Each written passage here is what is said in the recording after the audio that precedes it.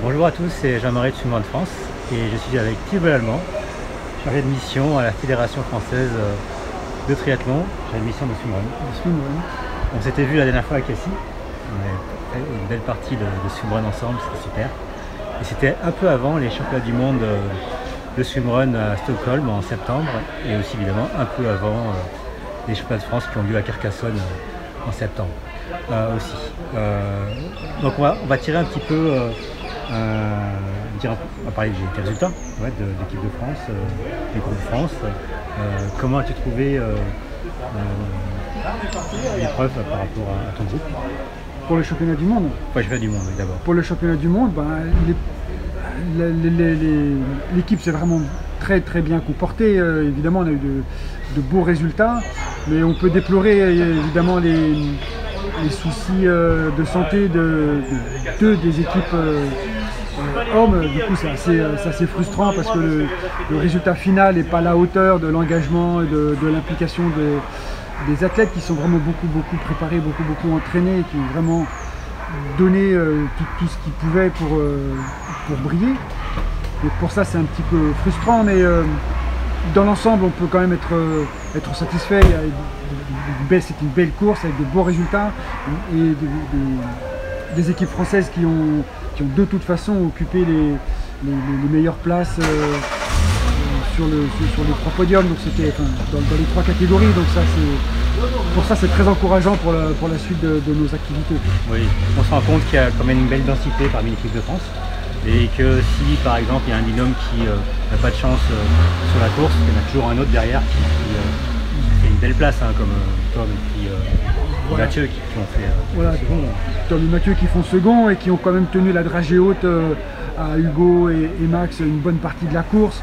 Donc c'était vraiment une belle épreuve, vraiment engagée, et ça a été voilà, ça veut dire quand même que beaucoup de préparation, beaucoup d'engagement, avec beaucoup de sérieux, on peut aller loin, on peut avoir de belles espérances. Bon, Hugo et Max restent vraiment la référence, hein, c'est eux qui ouvrent la voie.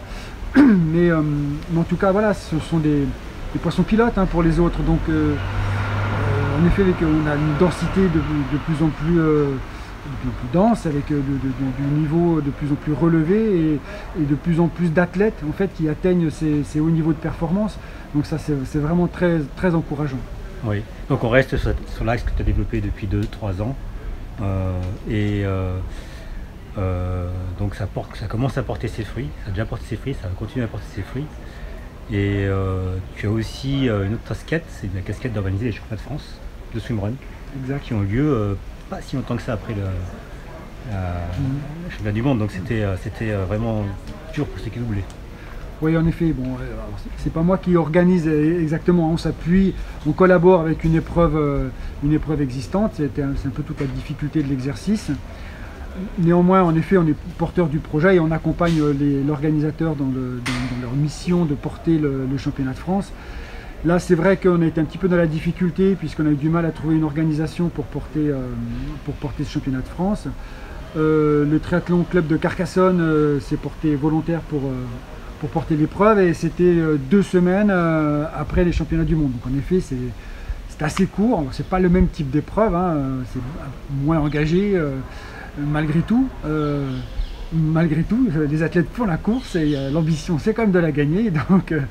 Donc à la fin, on a des surprises, il y a des révélations, il y a des challengers, et ça a donné beaucoup d'intérêt à la course on aurait pu croire que c'était couru d'avance, et en fait voilà, comme toutes les courses et dans le swimrun en particulier, il y a des rebondissements, il n'y a pas de course identique, et il faut vraiment être engagé du début jusqu'à la fin.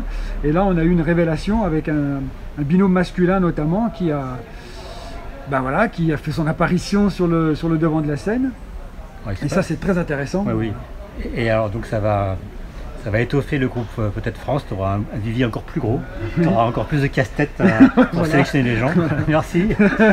Merci à vous, merci à eux. Mais bon, c'est un peu le but de ce genre d'épreuves pour révéler les talents et de passer vraiment à un palier supérieur pour améliorer encore la qualité de ce groupe France qui est déjà très bien.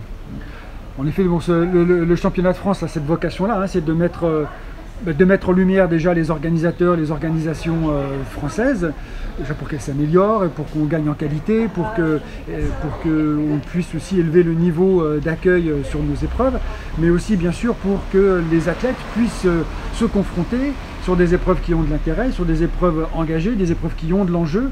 Et là, ça marche, hein, là on est en plein dedans. Ouais. Et bon, c'était pas non plus donc ceux qui ont gagné la Kebab League, là, qui a gagné, qui est champion de France donc chez les hommes cette année, c'est pas des premiers venus non plus, hein, ils étaient deuxième déjà l'année dernière. Mais voilà, bon, c'est voilà, on va pas dire mission accomplie, mais en tout cas le travail qu'on met en place depuis 2-3 saisons porte petit à petit ses fruits et voilà, on peut se réjouir de ça. Ouais, on sent que la mayonnaise commence à monter là, à prendre bien. Alors, si on se projette pour l'année 2024, oui. Tu vas continuer sur cette lancée, tu as des nouveaux axes de développement où tu vas être, on va dire, sur la consolidation de tout ce travail qui a été fait? Alors effectivement, on va poursuivre ce qu'on a entamé sur les premières saisons, hein, donc toujours continuer de développer les organisations, le championnat de France, qui cette année pourra révéler la date beaucoup plus tôt, puisque aujourd'hui on sait à peu près sur quelle épreuve ça va se dérouler, donc on pourra le déclarer beaucoup plus tôt, ce qui permettra aux athlètes de s'organiser un peu plus tôt dans la saison et de pouvoir plus facilement se projeter. Donc ça, le développement autour des organisations, ça se poursuit. Le travail avec les athlètes, ça va continuer aussi, parce qu'on ne peut pas s'arrêter comme ça en chemin. On verra après sur la prochaine Olympiade comment on va consolider tout ça et qu'est-ce qu'on va poursuivre. Mais en tout cas, cette saison, on va continuer le même scénario, on va dire. On va peut-être ajuster quelques points, peaufiner, compléter. C'est une histoire qui vit de toute façon. Et puis on va ouvrir le troisième volet du projet qu'on avait sur l'Olympiade, hein, c'est-à-dire la consolidation des épreuves, l'accompagnement des athlètes, et le dernier volet c'était la formation. Donc l'idée c'est de travailler sur un plan de formation d'encadrants, pour pouvoir former des encadrants en swimrun sur tout le territoire français. Donc ça c'est un travail de longue haleine, donc on ne va pas y arriver comme ça du jour au lendemain, mais là on travaille étroitement avec le groupe France justement. On collabore avec eux, c'est tout l'idée de travailler avec un groupe d'athlètes identifiés, c'est d'avoir une collaboration, des échanges, un partage d'expérience. Et donc c'est super intéressant ça. De travailler sur les grandes lignes, quelles sont les spécificités du swimrun, quels sont les axes à travailler en particulier, qu'on commence à tracer les grandes lignes de qu'est-ce qu'il faut apporter dans une formation sur le swimrun, qu'est-ce qu'on fait en course à pied, qu'est-ce qu'on fait en natation, l'orientation, etc. Donc tout ça est à élaborer, on ne peut pas le deviner, ça ne peut pas tomber du ciel. Donc on s'appuie sur des gens qui le pratiquent au quotidien, qui sont... Il y aura des universitaires aussi impliqués. Voilà, il y a des universitaires évidemment, il y a tout le parcours qu'on a déjà au sein de la fédération, le parcours fédéral, les diplômes d'État, des parcours qui sont connus, donc qui vont venir étayer tout ça, et on va compléter avec les spécificités et les expériences vécues par des athlètes qui eux ont leur vécu d'athlète, mais on a aussi des athlètes qui eux-mêmes, je pense à William Even par exemple, ou d'autres, qui ont des formations d'entraîneurs en triathlon et qui ont déjà cette maîtrise-là. Donc ils ont vraiment des compétences et des qualifications pour nous accompagner là-dedans. Et après, on va essayer de trouver les moyens au sein de la fédération, ou en tout cas, nous, à travers le réseau fédéral, le réseau des ligues et des clubs et des comités départementaux, pour diffuser de la formation, alors que ce soit par des petits stages, que ce soit par des interventions au sein des clubs. Enfin, on ne sait pas trop encore, voilà, c'est l'effervescence. On travaille le sujet parce que c'est nécessaire.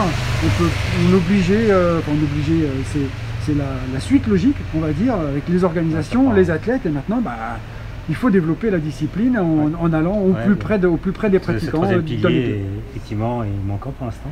Voilà, il se construit. Voilà. Il va se construire. Écoute, merci Thibaut pour cette mise au point, et puis on se dit à la prochaine. À la prochaine. Demain c'est Cannes. Demain c'est Cannes, c'est l'épreuve de Cannes, voilà, on profite. Dernier de la saison. Dernier de la saison. Exact. Ciao, À bientôt. à bientôt.